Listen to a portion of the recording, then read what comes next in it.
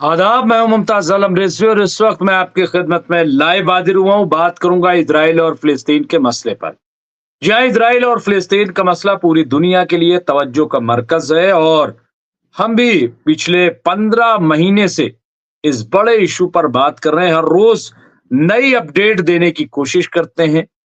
खबरें जो गर्दिश करती हैं, जो हम तक पहुंचती हैं, वो आप तक पहुंचाने के साथ साथ हम कोशिश ये करते हैं कि किसी तरीके से आपसे जो बातचीत हो, जो गुफ्तगू हो, वो मालूमात पर मबनी हो, उसमें इंफॉर्मेशन हो, ताकि आपको एक सही जानकारी मिल सके और सही खबरों तक आप पहुंच सके। यही हमारी कोशिश होती है और हर रोज हम, आप देखिए, और उसमें आपका भी बहुत बड़ा रोल होता है।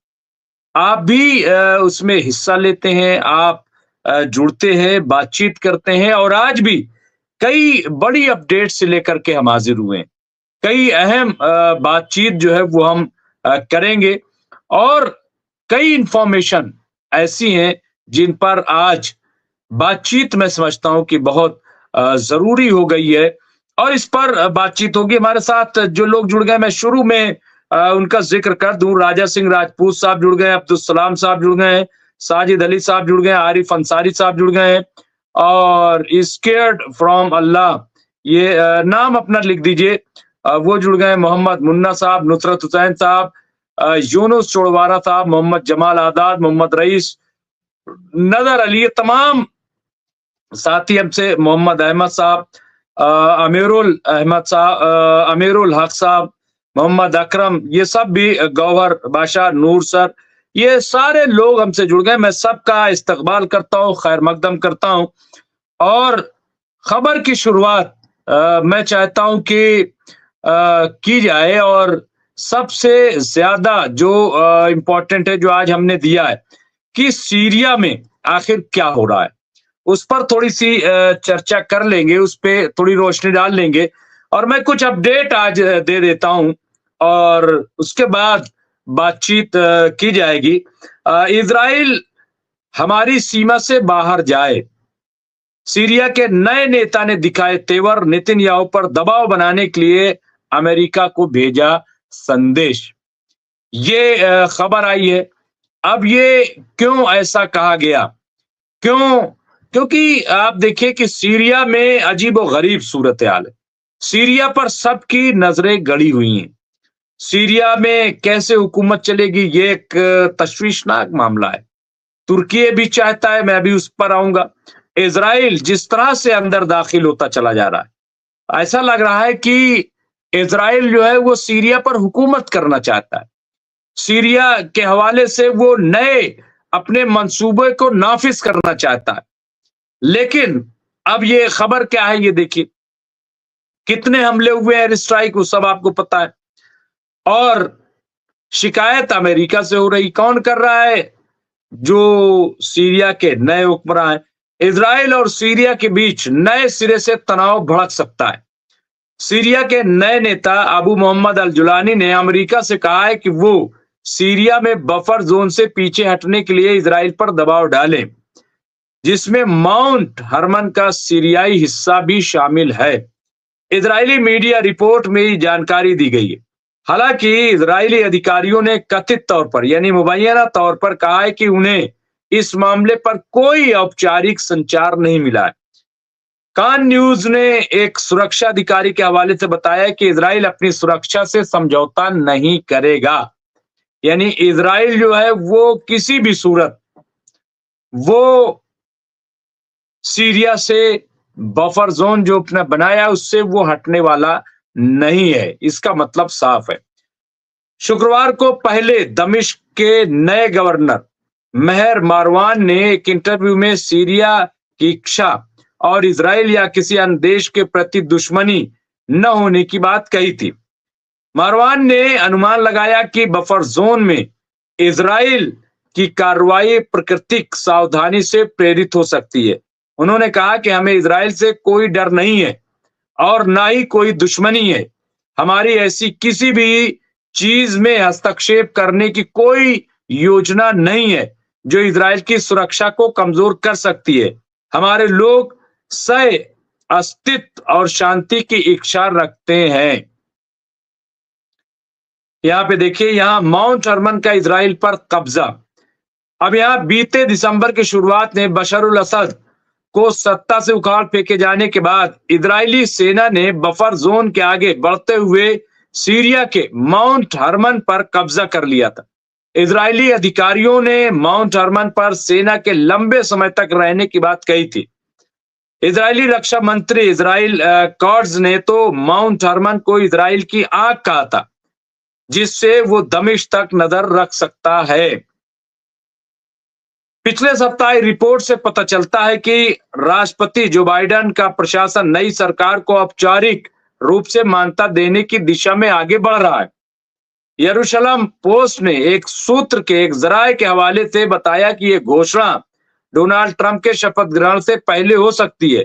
इसके पहले अलकायदा से जुड़े होने के चलते अल जुलानी पर $1 करोड़ का इनाम रखा था।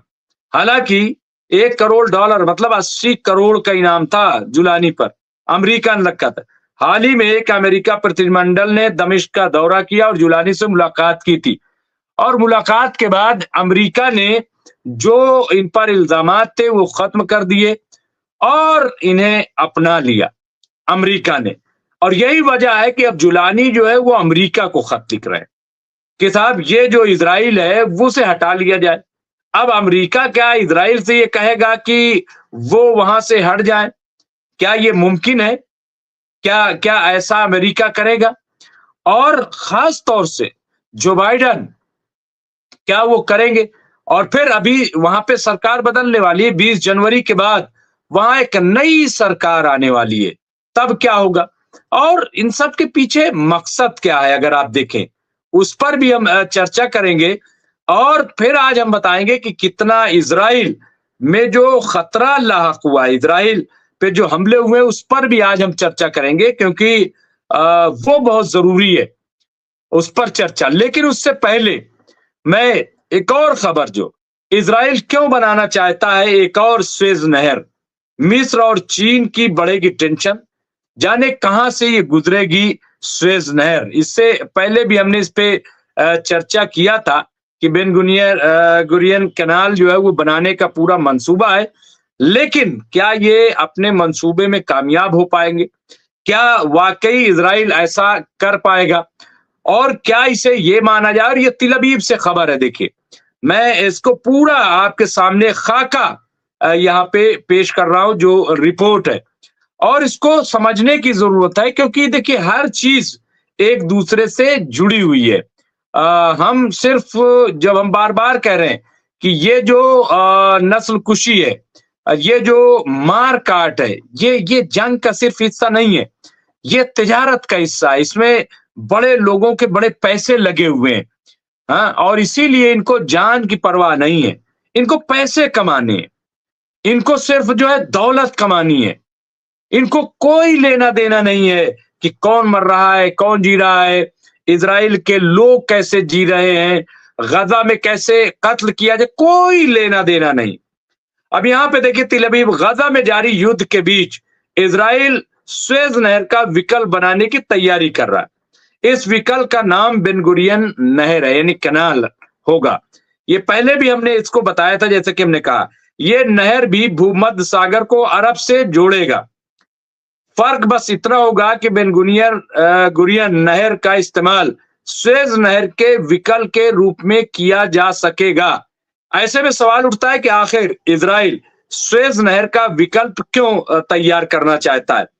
तो माहिरीन की इस पे राय है कि गजा में 15 महीने पुराना युद्ध सिर्फ इजराइल और फिलिस्तीनियों के बीच अस्तित्व का संघर्ष नहीं है, बल्कि अमेरिका और उसके विरोधियों, खास तौर पर चीन के वैश्विक भू आर्थिक युद्ध है।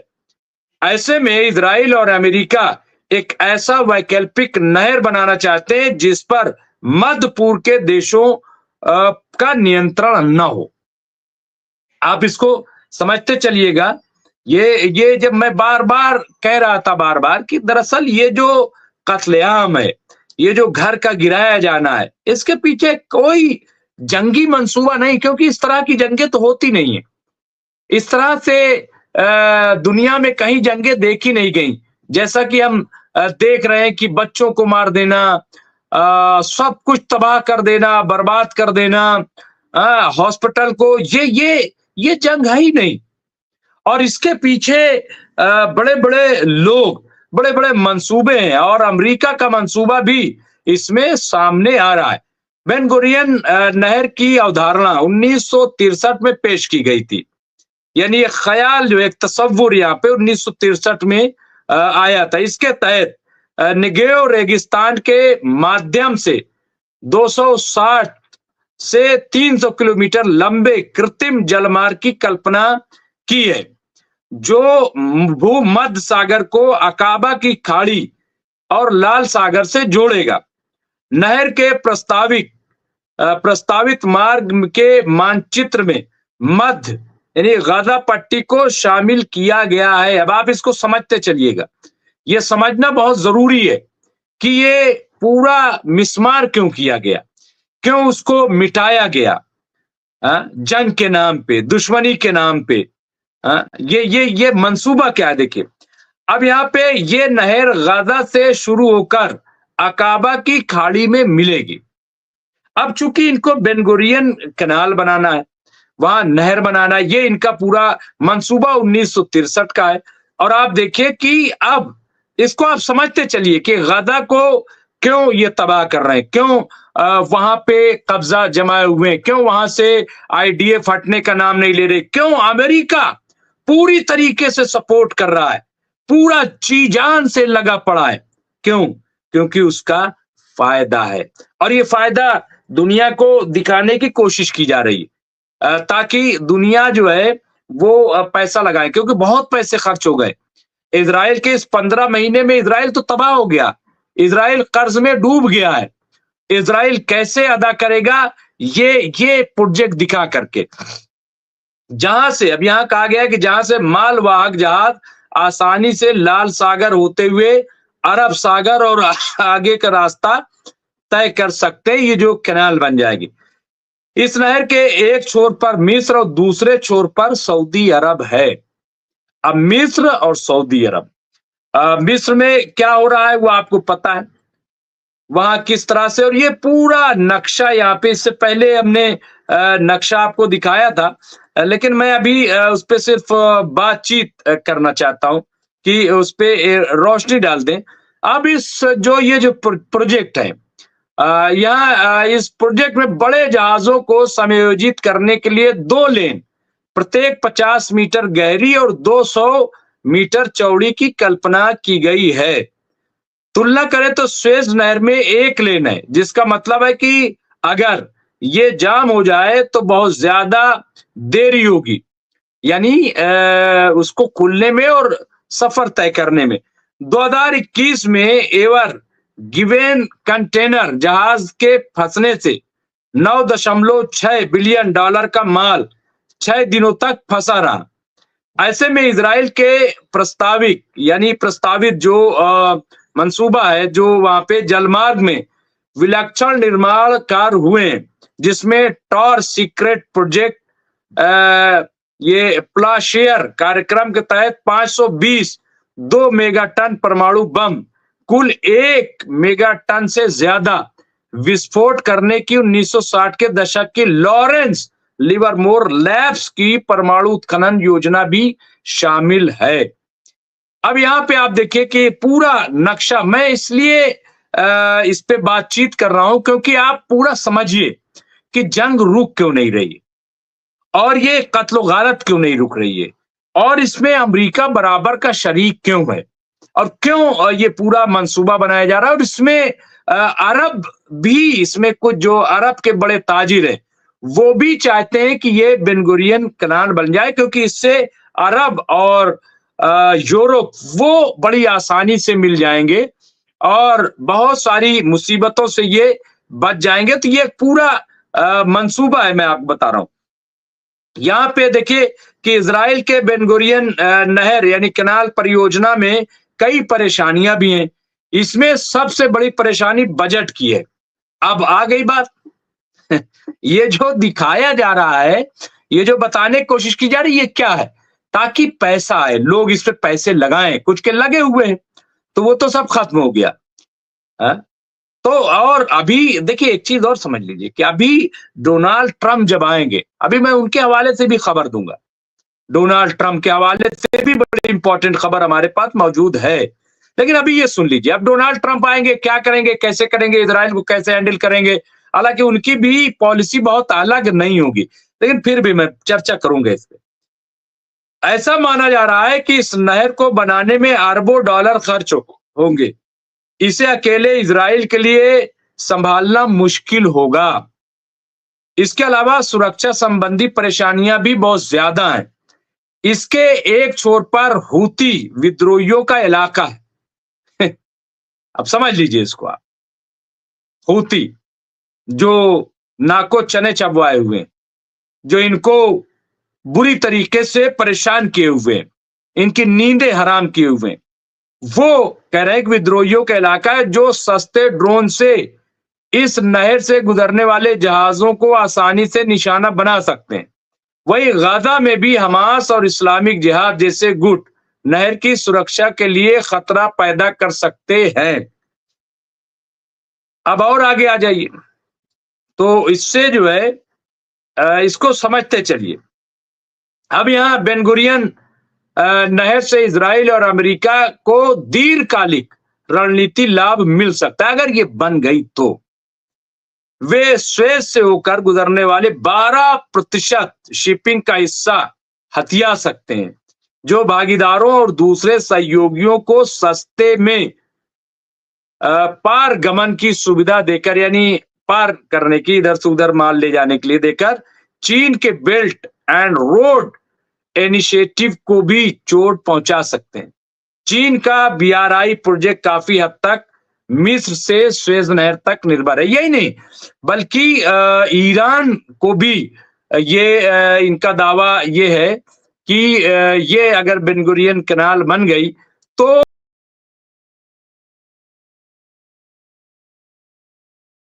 जो मजबूती है अभी फिलहाल, तो वो मजबूती भी ईरान की कम हो जाएगी।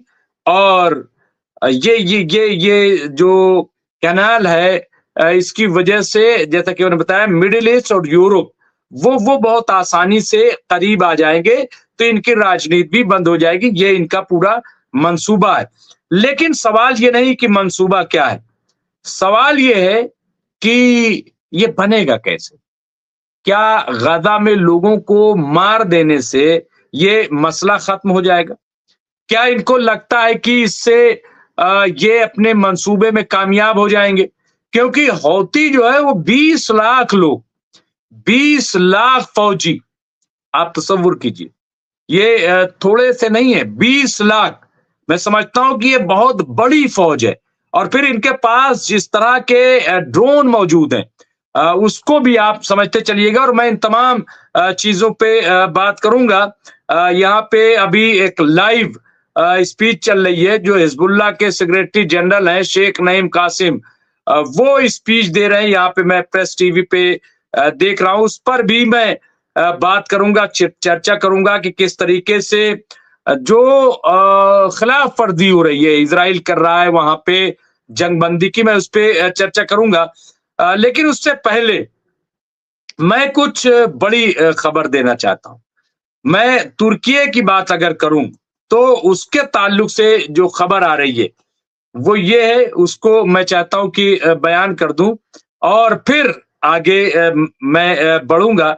क्योंकि तुर्की यानी तुर्की के सदर की इजराइल के साथ खुफिया गठजोड़ का इंकशाफ हुआ, यानी इसका पर्दा फाश हुआ। इसी खबर आ रही है कि किस तरीके से इजराइल और तुर्की के जो सदर है वो मिले हुए हैं, उनका गठजोड़ है। और ये देखिए पहले भी इस तरह की बातें सामने आती रही हैं, क्यों इसको लाया गया, इस पर भी चर्चा होती रही। मैं